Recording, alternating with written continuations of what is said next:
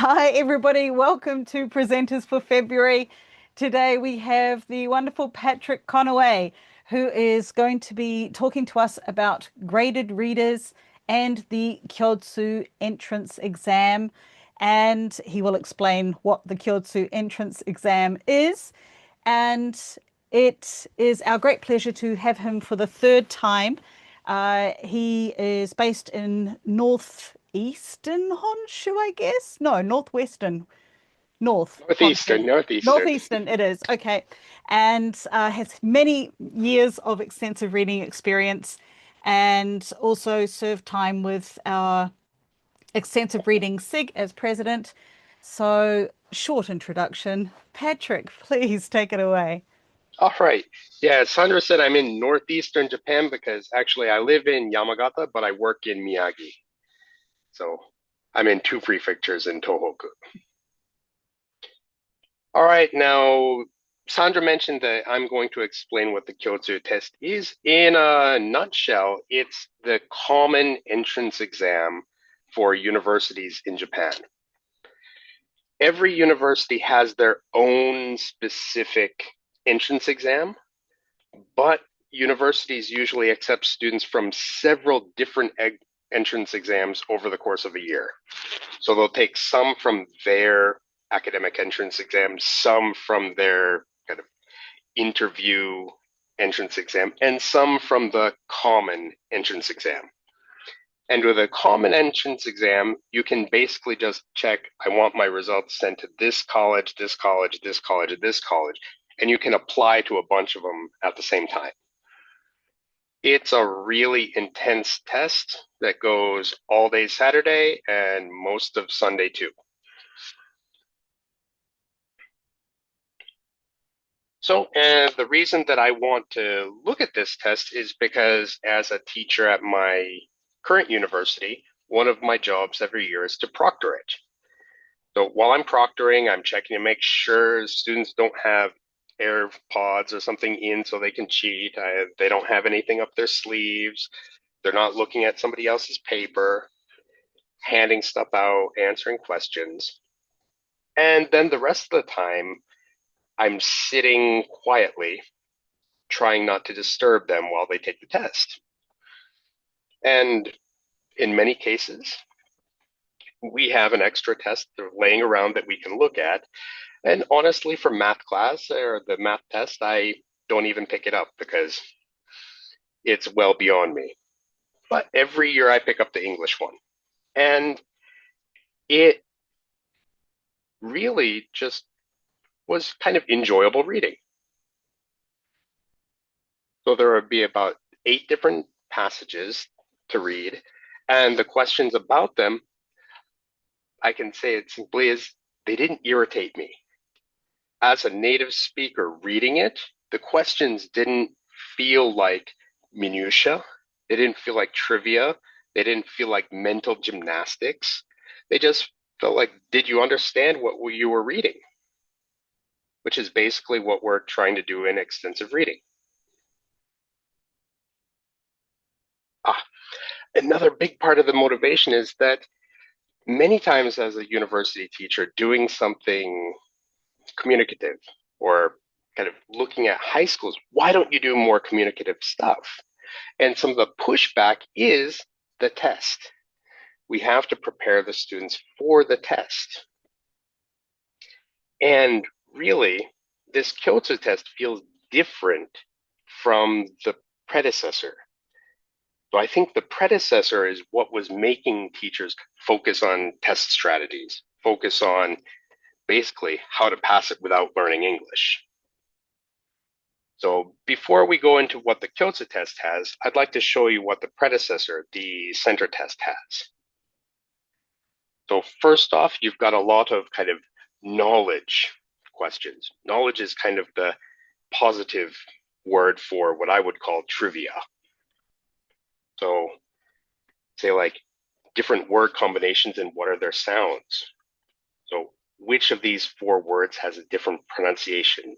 SC, scarce, SC, scenery, SC, scratch, SC, scream. So scenery is, of course, the odd one out.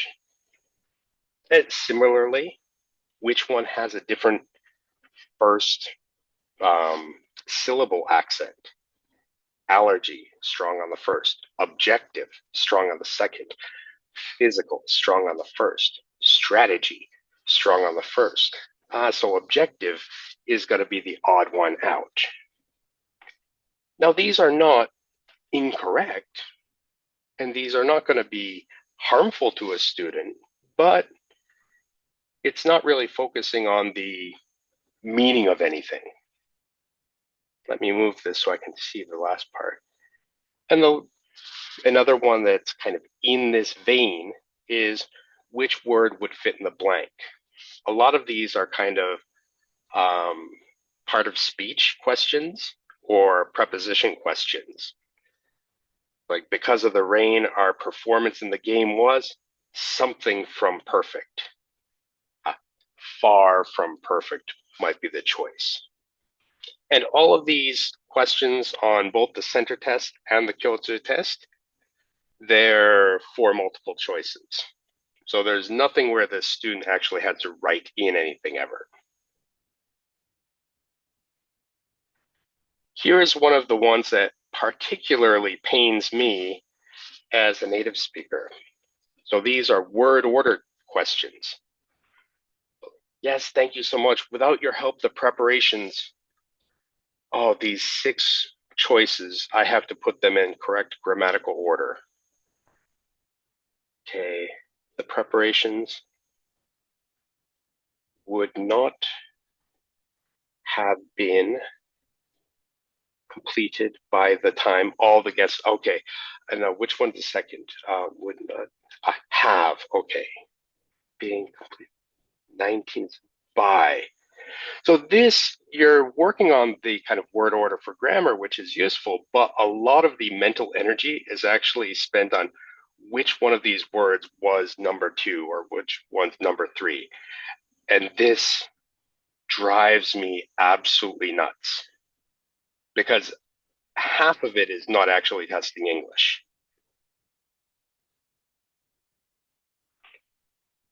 But now we have an actual test. These are kind of questions a little bit later on in the center test.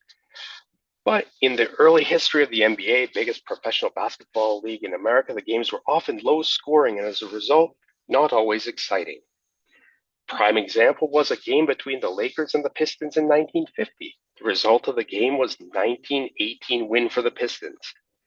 These games frustrated fans of the day, and this became a major motivation to introduce a new rule to increase scoring, a 24-second limit for each shot. The pressure of the time limit caused players to miss their shots more often. After much discussion, the rule was first used in the official game on October 30th, 1954. Ever since, individual teams have often scored over 100 points in a game. This simple change made the game more exciting and saved the league. Now, this passage, the question for the students is, which of these 4 underlined sentences is extraneous?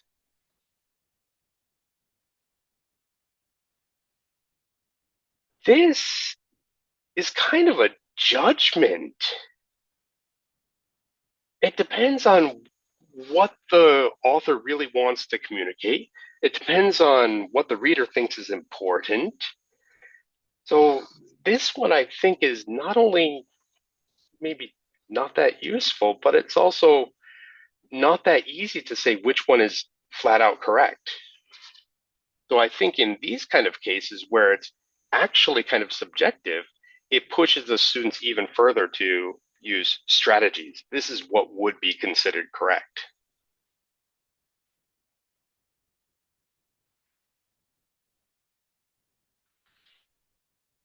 All right, so now we've got something that's a little bit closer to meaning focused input. We've got a kind of a conversation between 2 people, and say like we've got Akira, Teresa, Akira, Jenna, Akira. So Jenna, you're saying that for us as native speakers, we're summarizing. But In this case, some students are probably summarizing, but some other ones is just going, so Jenna, you're saying, what did Jenna say? So without reading the actual conversation, just going back to what Jenna said before this. So in a sense, it's kind of pushing students into scanning.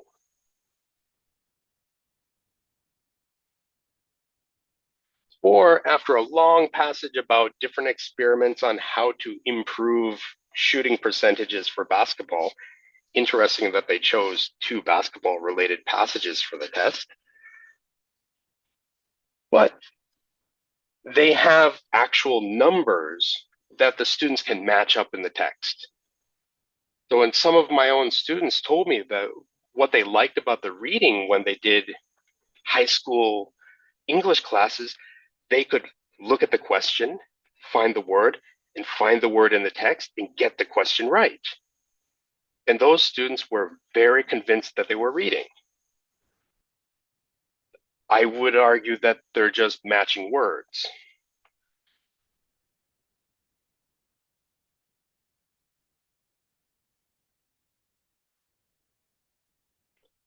And this was after kind of a long story about some person who went to a mountain and met a man there, and the man talked about something, and she lost her dog. Now, this one, you do have to kind of understand the story, but you also have to understand or know a lot of kind of rare vocabulary. So it's meaning focused input, but it's also the form of what vocabulary words do you know. So before we get on to that, so because of these kind of style of questions, I think a lot of high school teachers would be kind of put off from doing extensive reading. So like extensive reading is not going to help us on these questions. Doing extensive reading is not going to tell us which one has this particular pronunciation, which one has this accent. It's not going to explicitly tell us which word goes before. Now, in a lot of cases, extensive reading done to its full extent will cover it without really knowing why. You just kind of know, yeah, the words naturally would flow this way. But for a lot of teachers that have students who aren't really keyed into doing the class, I think it pushed a lot of teachers to avoid communicative activities and avoid extensive reading. But that test that I was proctoring and reading, the Kyotsu test, feels really different. So it started in 2021, and there's two parts. One is reading, one's listening. Sandra took the listening one recently and said it was pretty hard. So, and actually for this particular presentation, I'm not focusing on the listening at all, just the reading part. And understanding what's going on, the main gist, understanding some of the details, but also understanding the intent, what was the writer trying to do, is a big part of this test. And this is not what I'm saying. This is what Monbu Kagakusho is saying is the goal of the test. So I think there's been a big change in, by the way, Monbu Kagakusho is our Ministry of Education in Japan. So there's been a change from focus on knowledge in discrete facts about English to what can we do with English, and especially in the case of reading. And a lot of the content that's in the test is kind of realia. So blog posts, email exchanges, pamphlets that we might pick up somewhere, transcriptions of a panel discussion.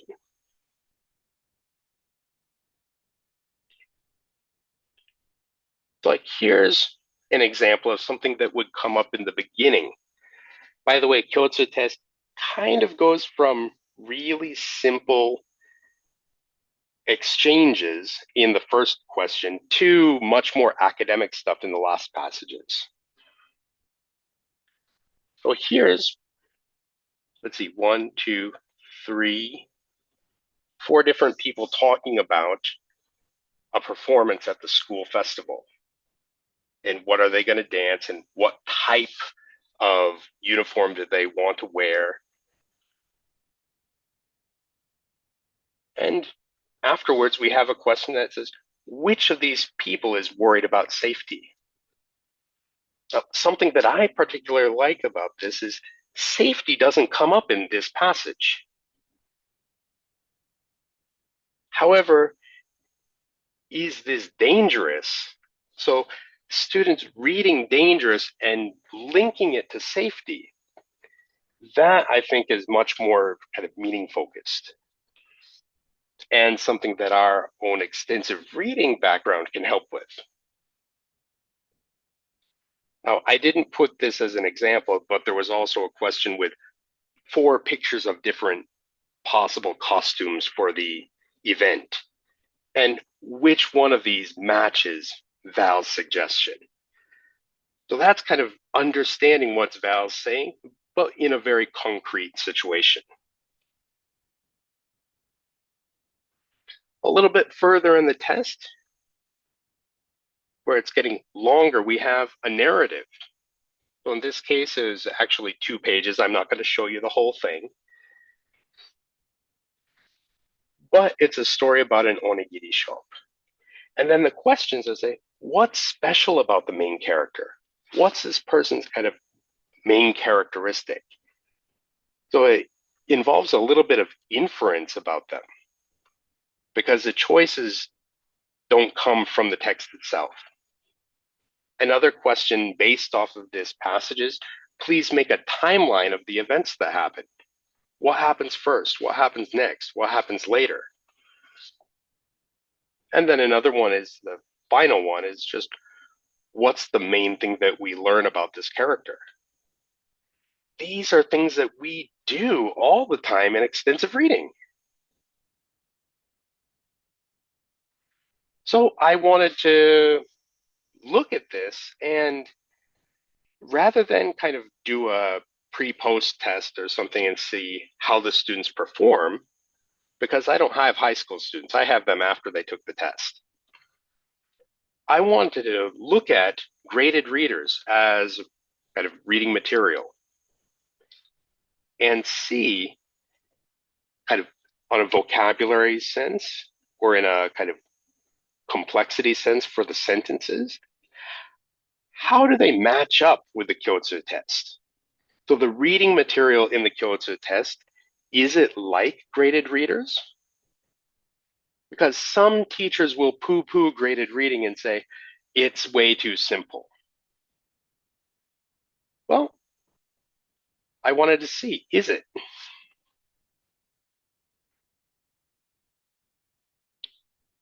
And before I get into what I did to check, just some basic information is like, on vocabulary, I think we all are preaching to the choir here, but maybe in layman's terms, or layman's thinking, we'd say, yeah, if I know about 70% of the words, I can get the gist. And in practice, that's not really the case.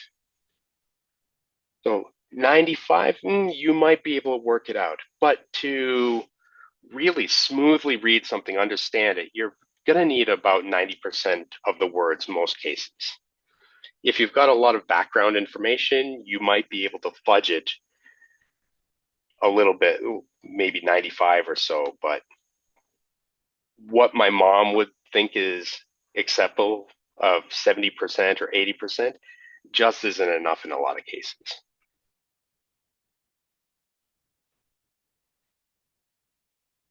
Now, for looking at the vocabulary, there's a lot of different things that we could use. A lot of different word frequency lists.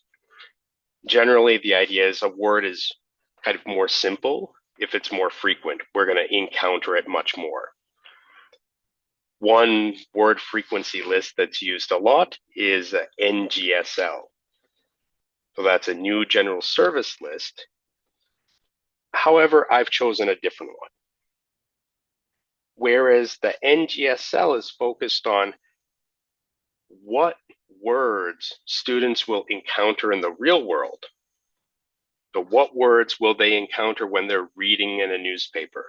What words will they encounter when they're watching something on TV?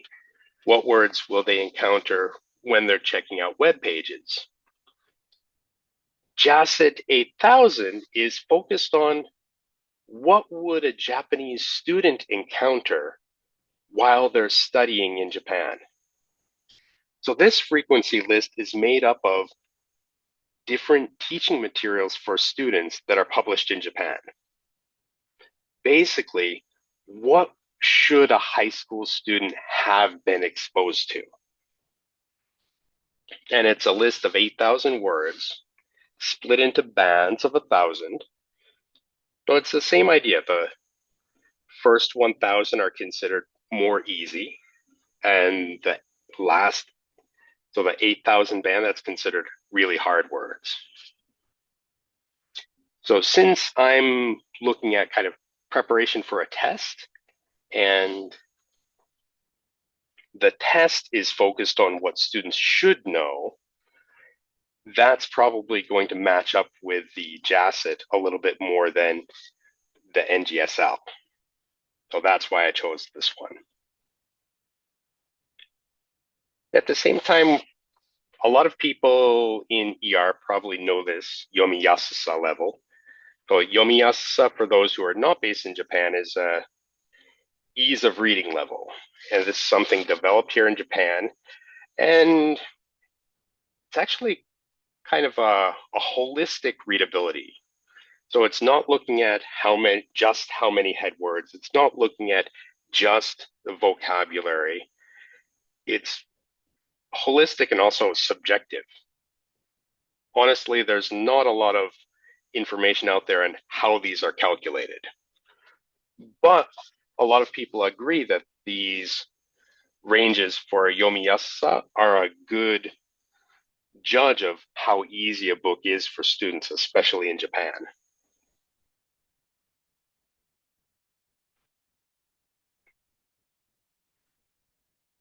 So to check, let me get the all of your pictures out of the way. To check, I built a corpus of Kyotsu tests because they're publicly available and we can get a hold of them. And I chose several different series of graded readers. So I have Foundations Reading Library, which is widely used, 10 Ways books, Page Turners, Halico Pocket Readers, Building Blocks Library, National Geographic Footprints. And actually, this table goes a little bit further down with one more series of seed learning history books. But basically, this is a corpus of about 300,000 words. And every series has round about 50,000. Well, here are the steps for how I built it. So first, the book selection was entirely just my choice. And I was informed by what my students choose. So as first-year university students, they're choosing relatively easy books. Some of my students are not that good at English, so what my students read first-year university is probably what some high school or even junior high school students are capable of reading. And I wanted to have a mix of fiction and nonfiction. So the next step, this is maybe one of the more interesting steps because getting the text for a corpus can be really, really easy if it's online. Say if you're doing it from YouTube videos, you can just copy the transcript, copy and paste. But from graded readers, you could try to scan the books and use optical character recognition to change that to computer text. I tried it and it didn't work so well. It depends on the quality of the pictures, but also the pictures themselves take up a lot of data, so my phone got full really quick. But what I ended up doing is using audio recordings, especially since last year the iOS has started automatic um, transcription of voice memos. So instead of the kind of voice to text of Siri, where you have to tell it comma, period, new line, all of these kind of simple punctuations are able to be done automatically based on your prosody. So what I did is I just read the books to my phone to create the corpus. And honestly, I did that for two series. I did that for both of the Halico series, so about 100,000 words. I read with my own voice.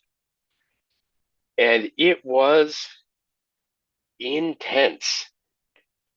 The next day at work, my students asked me what was wrong with my voice.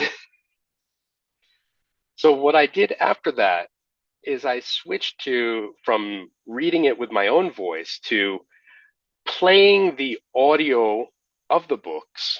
So from CD or in some cases from X Readings audio and catching that with my phone.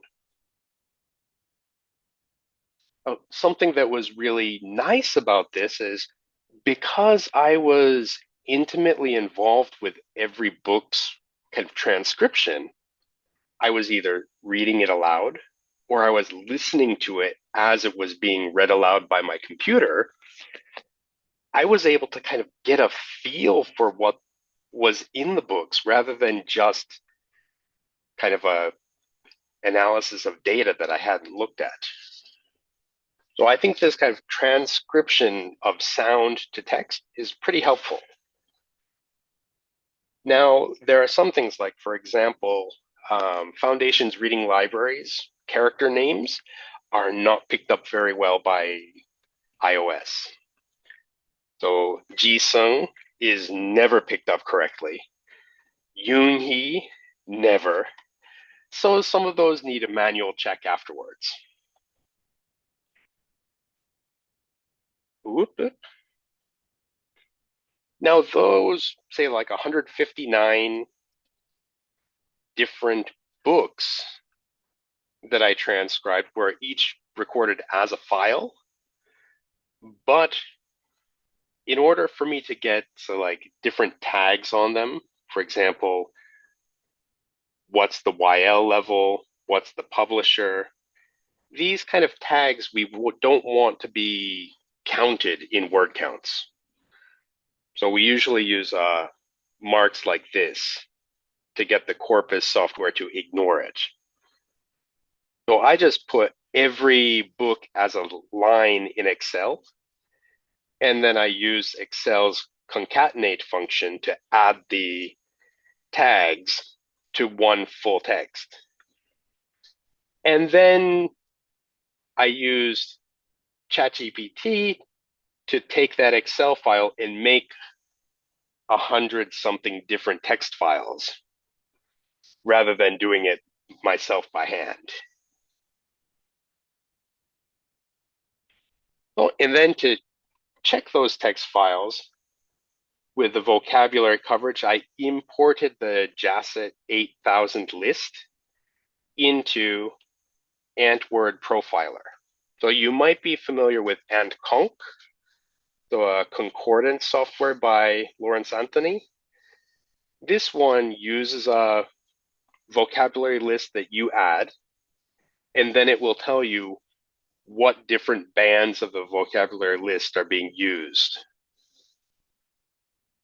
I also used some other freeware available called, how would I say it? Task by Kyle. Now, this task has lots of different indices, about 100. Actually, I just use one subcomponent for how long were sentences and how long were clauses within the sentences.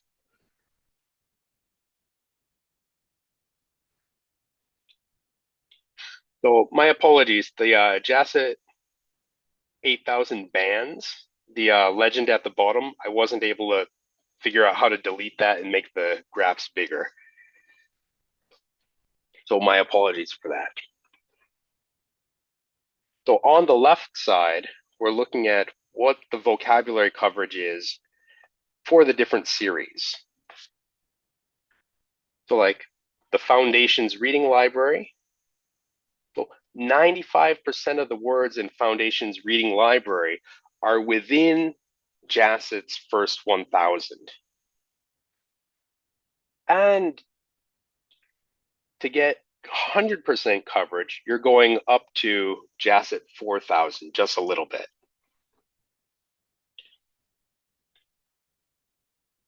But as you look, I've kind of ordered this from left to right, which ones have kind of a more difficult vocabulary. If you look at the right three, Footprints, which is kind of the National Geographic series, and Seed Learning's History, they're not that far from the Kyotsutest tests as a whole. So the words that are being used are not so much more difficult on the Kyotsu test. Now, of course, you can split up the Kyotsu test to the beginning, the middle, and the end, which is going to be easier stuff, middle stuff, and really hard academic stuff. Then you'll see a little bit more. So, say like the last passage in Kyotsu test, the first 1000 only covers about 80%. Second 1000, you're still only at 90. To get to 98, you've got to go basically up to about, let's see, 1, 2, 3, 4, 5, just at 6,000. So that's not going to be covered by a lot of these graded readers. But the beginning passages, just at 3,000, is going to get you well above 95%.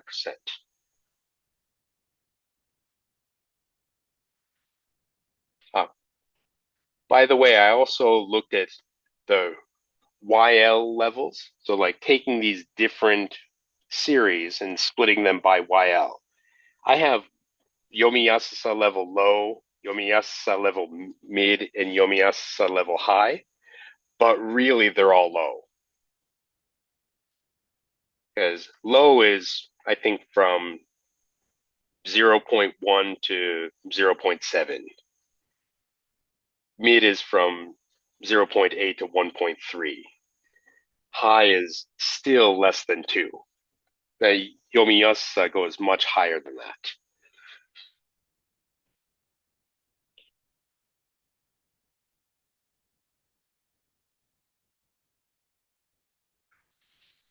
Now, if you're the orange bars represent the mean length of a clause, so a part of a sentence, and the red bars show the mean length of a sentence. So say if you look at the Kyotsu test, the average sentence is about 15 words. So the average clause is about 10. There's going to be some short clauses, some longer, but a lot of them are around 10 words. Funnily enough, seed learning clauses are about 10 words. Footprints, and actually for footprints, I only took the first 2 levels. I didn't do the whole series because my students never read the higher levels. Yes. Well, a lot of my students come in with a TOEIC of about 200.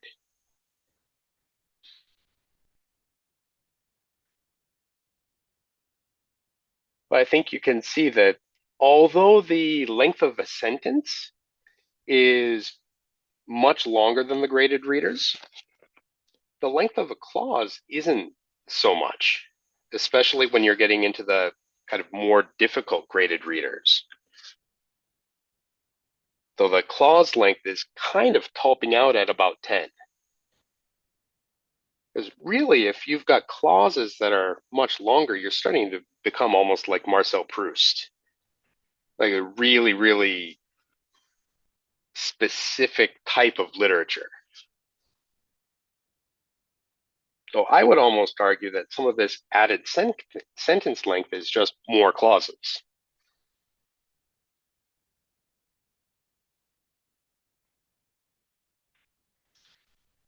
So I think you could probably take different series of graded readers as a menu to get students ready for the Kyotsu test over the course of 3 years of high school. Like you get in first year and you're doing really easy stuff like building blocks, learning library, or foundations, where sentences are just like, "Hi, Jenny," said Alex. So like really easy stuff.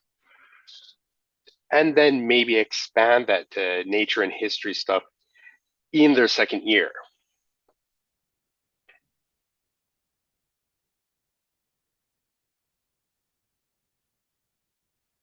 Now, I'd say that for the vocabulary, you're probably going to need to go into the history books, go into the nonfiction books in order to have graded readers help a lot for the Kyotsu test.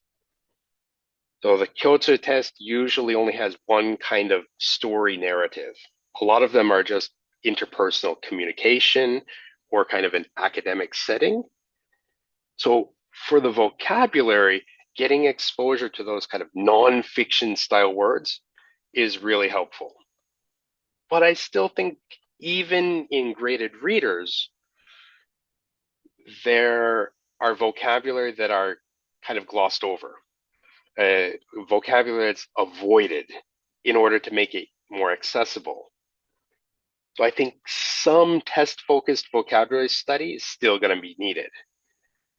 So I'm not arguing that extensive reading could be a replacement for all study for the test.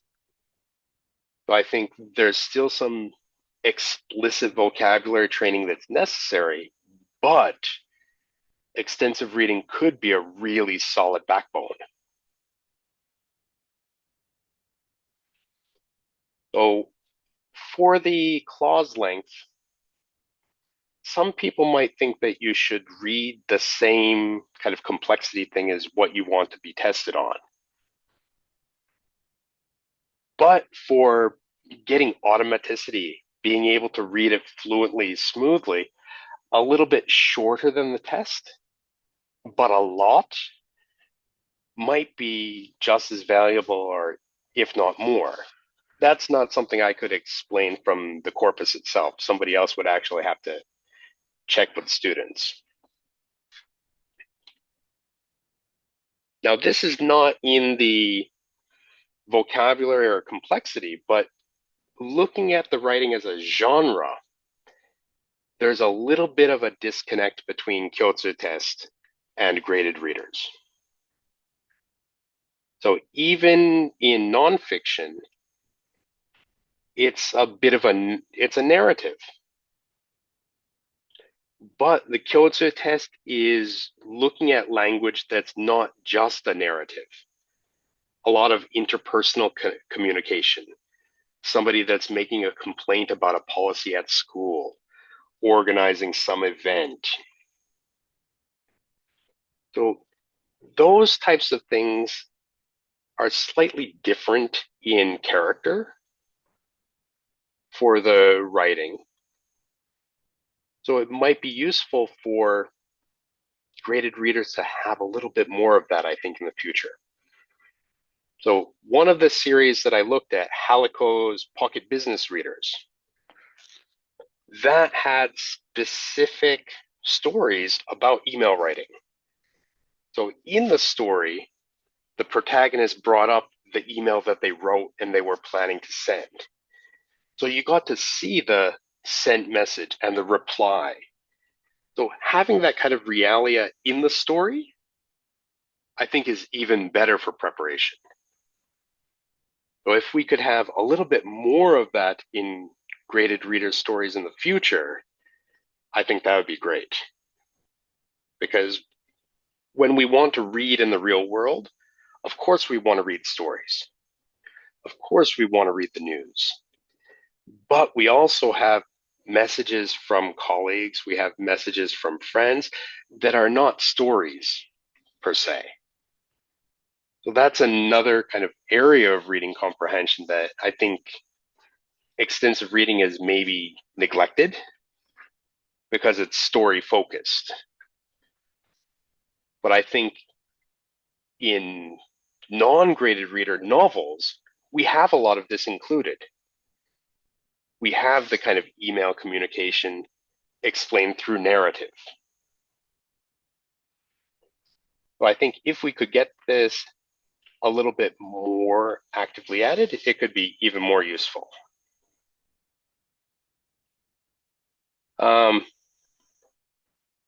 Usually references slides I find really hard to read, and I never have them afterwards. So if you're interested, just grab it.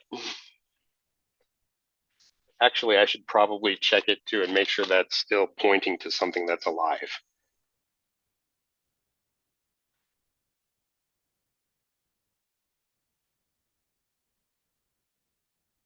Okay, that goes to the references. But yeah, thanks for dropping in, whether it's with me in the Zoom room or on YouTube at some time later. All right. Thank you so much. Oh my God. Okay, hang on. Let's see. Thank you so much for that. I'm I'm gonna try not to geek out too much because this is so up my alley that it's scary. And I'm really surprised because like I did see your poster presentation and was really interested in it at that time, but having all the extra information and having you able to actually explain a lot more has added so much to that. So thank you so much. Yeah, thanks for having me. Okay, now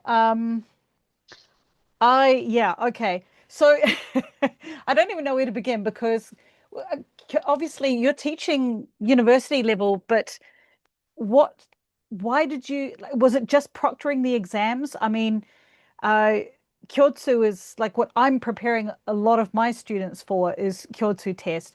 And like, I totally agree with the difference between center and then the Kyotsu test. Like, center was just appalling. Um, It and wasn't English. it was just awful. But unfortunately, those styles of questions that you were talking about with a like stress accent and pronunciation, word order, that's still what is being taught to my students at school, and they're still failing tests at high school because they cannot get their heads around it because it's just ridiculous. And also ridiculous because Kyoto test doesn't have that style of test anymore. But of course, university entrance exams do. Yeah, so I think we have our own university entrance exam, and it is still modeled after the center test. So really, I think for university exams to look like the Kyoto test, we'll need one cohort of teachers to retire. As is with many things in education in Japan, unfortunately. But it really is quite striking the difference between Kyotsu and Center and those university entrance exams. And yeah, you've summed it up very, very well, which is really good for people who are not, so familiar with it. Can I ask why Jacet? Why did you choose Jacet and not any other word list? What was the reasoning? So in my own class, I use NGSL for the base of a lot of my choices because I want my students to be ready for the words they're likely to encounter outside the classroom. But because JASIT is built on English language materials for Japanese students, it's looking at what words you could expect a Japanese student to know. So in your elementary school, junior high school, you've probably encountered this word.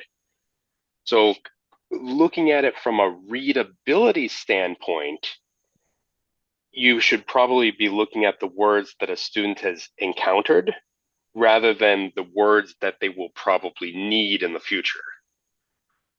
So that's why I chose JASIT for this, although I wouldn't use it in my classes.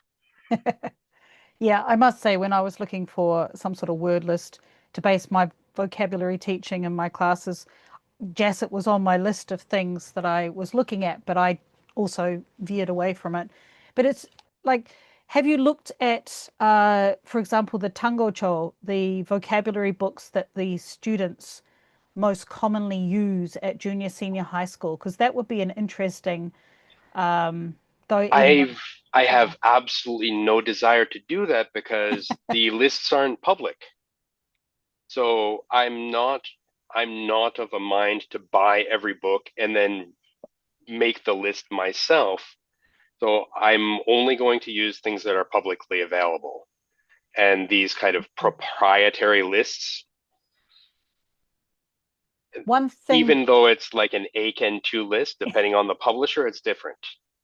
the one thing, if you are interested in the future, a lot of information can actually be downloaded via Quizlet, because a lot of Japanese teachers make Quizlet quizzes for their students, and they base them off the books that they're using at school. So, in the past, I have managed to get quite a lot of data downloaded from Quizlet files. So, yeah. It's but certainly very interesting because for example, like what is it? Sistan and leap quite common tango cho. Actually, well, there we go. There's leap right here. Um, so Jacet is not really known at all uh, in terms of the students before the Kyotsu test, before the exams. So that's why it was interesting to have, uh, I Let me yeah, clear something up because JASIT's not necessarily something that students know, yeah. but because JASIT is built from books like Leap, Mm, so it's kind of taking all of those different Tangocho books and all of the different textbooks and like what words are used there. yeah. It's very, very interesting. The yeah, I also the other thing that you were saying at the end about uh the style of narrative style of graded readers perhaps should be expanded to include more communicative, interpersonal communication type texts that would better prepare students for like, for example, Kyotsu test style of questions. But I just wanted to say that also that would include things like graphic novels, really, really Hmm. good ways to get that in.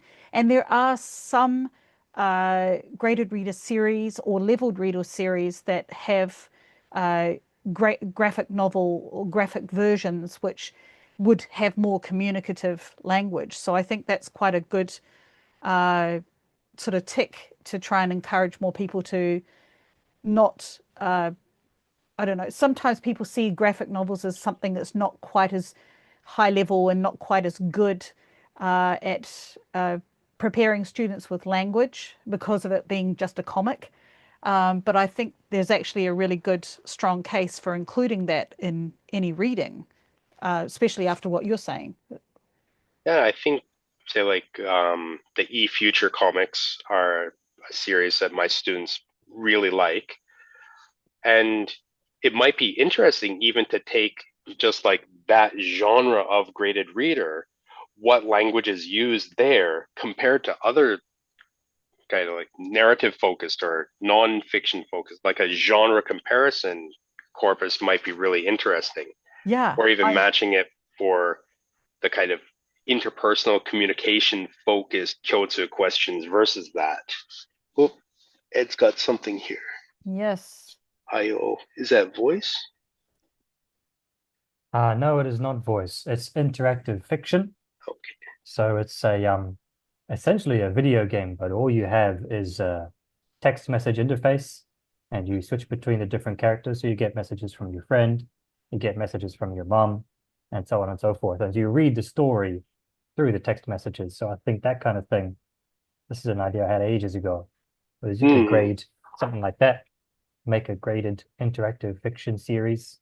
I think that sort of thing would be hugely popular with students. Yeah, Actually, one of Kimberly my asks if it's students, choose your own adventure. It's not. It's a locked linear storyline. So you get messages from this person, and your character sends the messages. You don't get to choose anything really. so you're kind of like living in their Phone. kind of in their phone, yeah. Yeah, you're in the phone interface, and you just watch it happen. that would That's gotta be be really really like, interesting. and also kind of like if it's got that kind of phone interface, it kind of avoids the kind of wall of text that a book can sometimes and can be a little bit intimidating. So like a Yeah, lot of my students, even though they could handle something like a longer foundations reading library, they stuck with the kind of comic books. yeah, me too. I've had to force my students to read longer texts. So I just gave them a 3,000 word, very, very easy story for my A2 students, and they could finish it. And once they see they can finish it, they're like, oh, that's okay. Not as scary as it looks when you see it first time. Now I'm thinking more and more that I need to force them sometimes, like you said, so that they can know they can do it. Because if Yes. it's just their own choice, they choose the stuff that they know they can do, but they never learn about the stuff that they didn't know they can do. Hmm. Patrick, following on that same train of thought, have you been thinking of taking the findings from this study to turn it into, because you mentioned a menu, have you been thinking of putting this together as like a recommended reading course for your students? Um, Not for my own particular students because they're not in high Oh, you school could, anymore. yes, you're Yeah. right. Yeah. So they've already gone through. Actually, a lot of my students don't take the test, but I'm thinking of actually trying to write this up in Japanese and look for a publication that goes out to secondary teachers. So rather than sending it to the proceedings and kind of preaching to the choir, I'm going to, even if it takes me a little bit of time, I want this particular research to land in the hands of people that aren't doing extensive reading yet. Teacher trainers, yeah. Yep. Noriko is very interested in that kind of area. So, teacher training for English education. So she would probably be quite good for contacts and things like that. Oh, Yeah. yes. And I'm really, this is like I say, really, really interesting for me. Like looking at the series that my students who are junior, senior high school gravitate towards, I'd be really interested in trying to maybe include some of that data into your data, because I think some of the series, like for example, the Helico Pocket Read, not really, it's not a junior, senior high school kind of thing at all. Like I think it's barely, yeah. So there are other series that I think would be more meaningful, perhaps, in Hmm. looking at specifically leading up to university entrance exams. So, like Penguin Readers, for example, the new Penguin Readers, there's a lot of really good, interesting stuff there.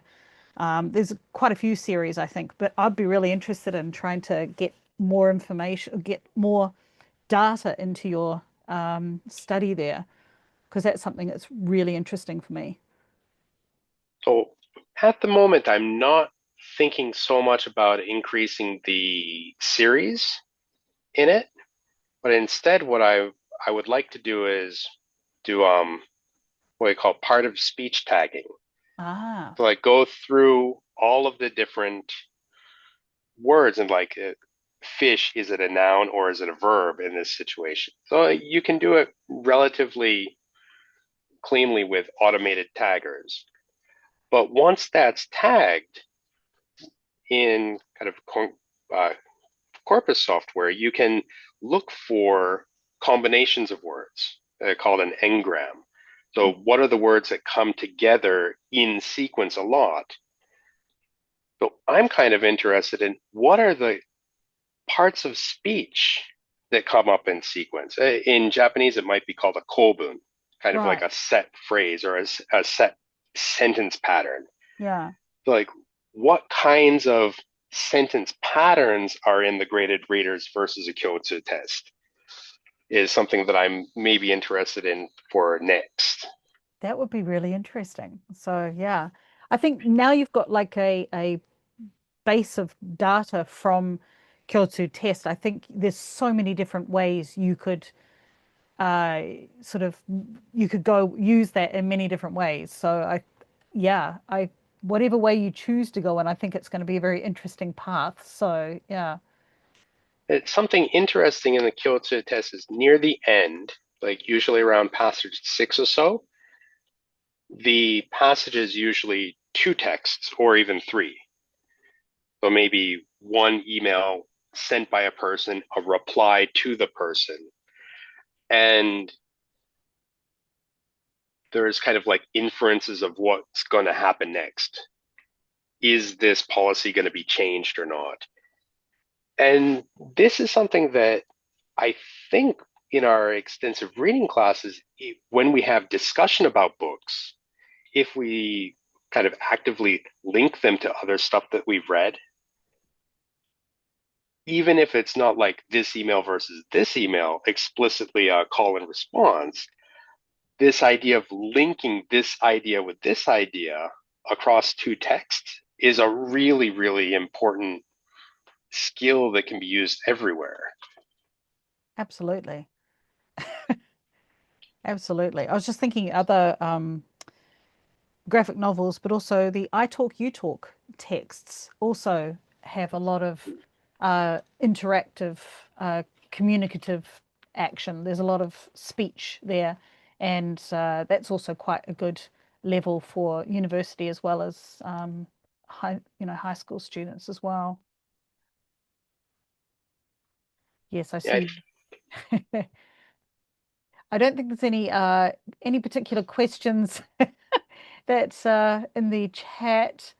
But though there was one comment earlier on about the YouTube transcripts, um, with Kimberly saying that they're pretty inaccurate. Like you were talking about, yeah, Kimberly, how did that come up and why we, and then Ed, your comment about using AI.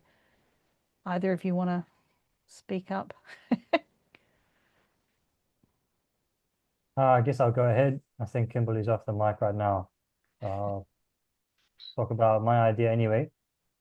So yeah, Kimberly's right that if you turn on the closed captions for YouTube videos, one of three things will happen. Ideal situation is you get the one that's been put there by the uploader. They've made the subtitles themselves, and those will be beautiful. Second case is that you get ones done with the new YouTube subtitle system. And so I think maybe 2 years ago, they updated it, and it's pretty good these days. But for any video older than about 2 years old, the subtitles are going to be really rough. And so one use case that I have for these subtitles in my teaching is I might have a video that I've taken from YouTube, and I want the students to have a transcript of that video. Maybe they read it during or before or after, it doesn't matter. But there are tools to download that subtitle data as plain text. So you just get a TXT file. But of course, a TXT file is not very easy to work with in terms of formatting. It doesn't have paragraphs. Usually the subtitles won't have full stops and capital letters. It will just split the sentences, the utterances as they come. So you'll need to fix that. And then Gen AI is great at this.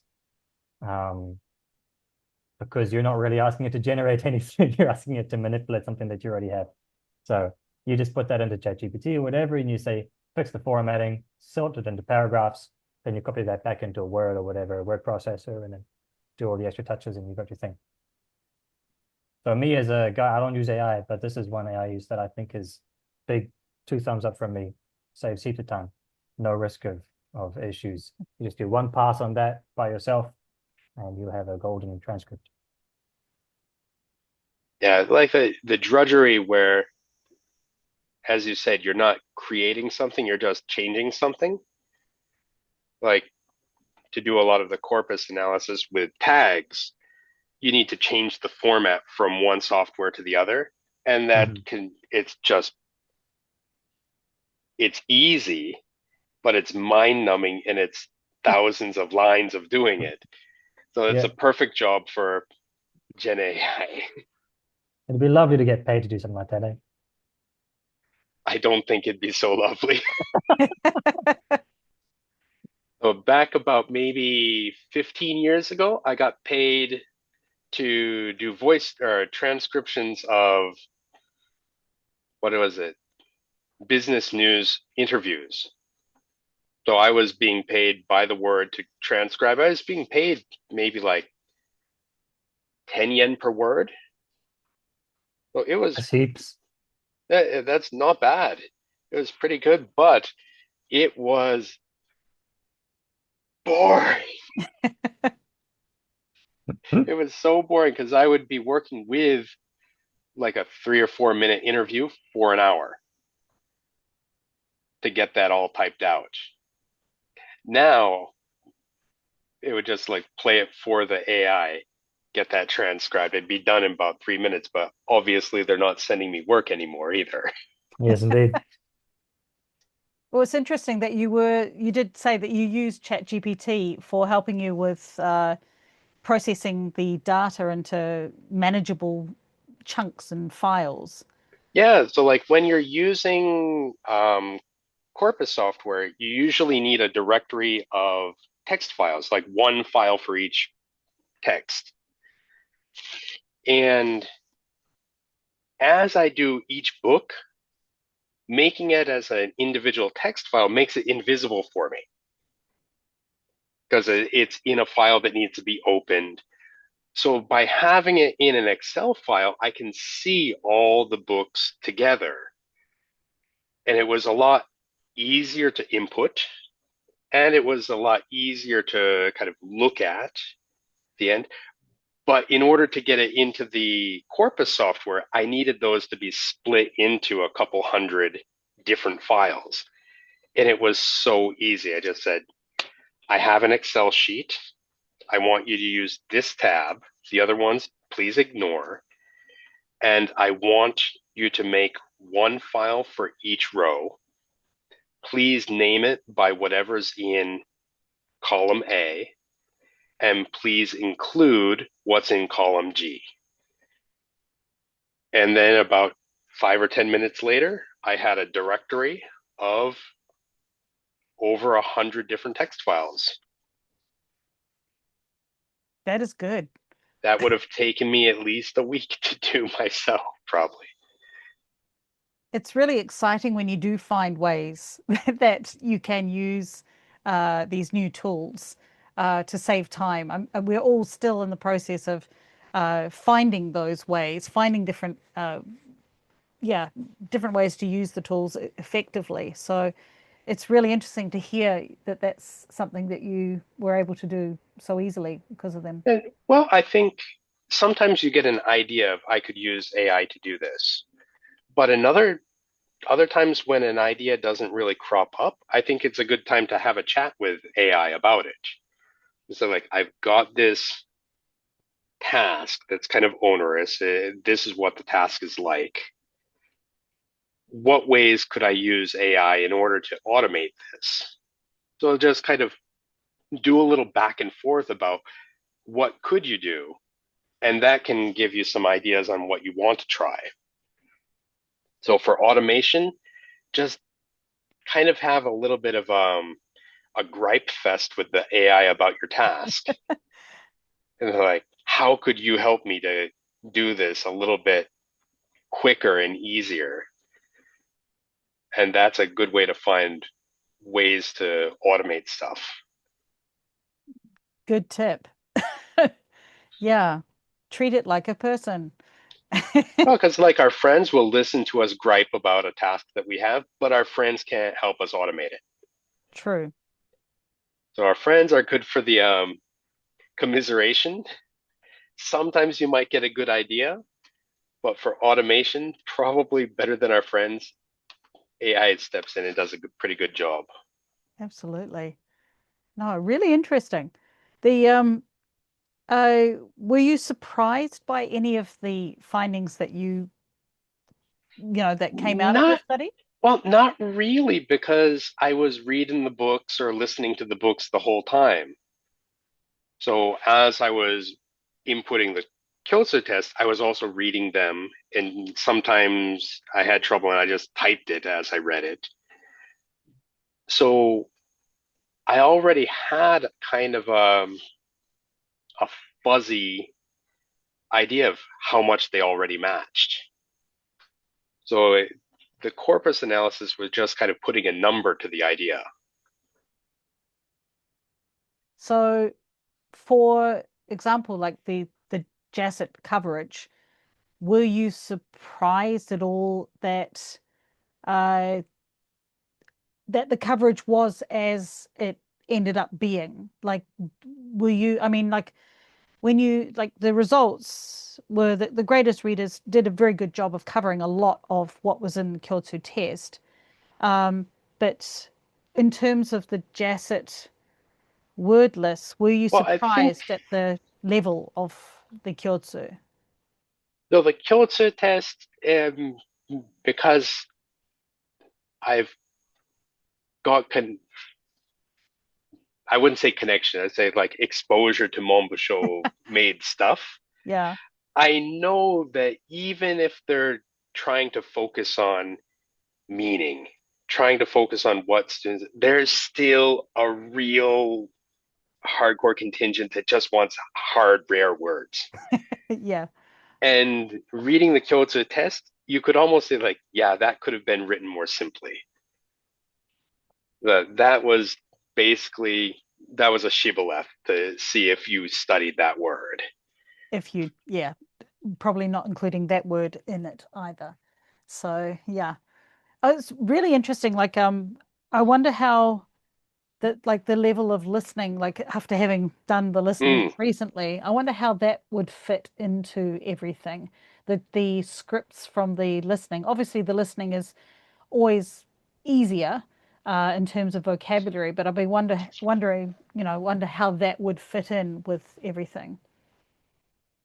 And I was kind of wondering about it myself, but also looking at kind of what Stuart McLean and other people are saying, like our vocabulary knowledge in the reading mode does not necessarily transfer to listening. Mm, Like kind of that kind of made me decide to not include listening this go round. But it would be kind of interesting to see because honestly, the listening part, I don't get to do that when I'm proctoring mm, because listening is we're locked on for like who has the wrong flashing light on their voice player, who has dropped their earphones on the floor, like who needs to go pee. yeah. Like during that particular part of the test, I actually have no time available to Mm. engage with the test at all. And honestly, after it's finished, I don't go back online to check it out much. Yeah, well, it's part of teaching who I do teach. Every year I get to try both. It's always a bit of fun. This year I did do the listening test with another student, so we both did it. Mercifully I did get a higher score than he did, but he's a high school year two, so he's heading into his final year this year. And it was very interesting to see live reactions of how he interpreted the level of it, because he's a pretty average to slightly higher average student. And it was, yeah, it was very, very interesting seeing live reactions. So that's why I was just wondering about the level of the language used, though I do suspect with the listening it was more about the trickery involved. They're trying to trick you into making the wrong choices. The looking at the pictures, and all the pictures look very similar, and you just kind of have to try and figure out, what's going on. Even I was like, for some of them. I But remember when I yeah. took the JLPT, the listening part was really irritating because it would be a group of 3 or 4 people planning a party and they just couldn't make a decision. It was like, well, what about this? And talk about some of the reasons why, but how about this? And then finally, maybe at the end, go back to the original idea. And I was just like, would you guys just make a choice? One thing that surprised me actually about the listening, I know we're not, yeah, just while it's on my mind, is that there is quite a lot more Japanese instruction than there used to be. So, and that's one of the things that tripped me up, because I wasn't prepared to be reading Japanese as well as English. And I found it myself finding it a little bit difficult to switch between, oh, okay, I'm reading Japanese, I'm understanding this. Oh, I've run out of time. Now I've got to look at the English.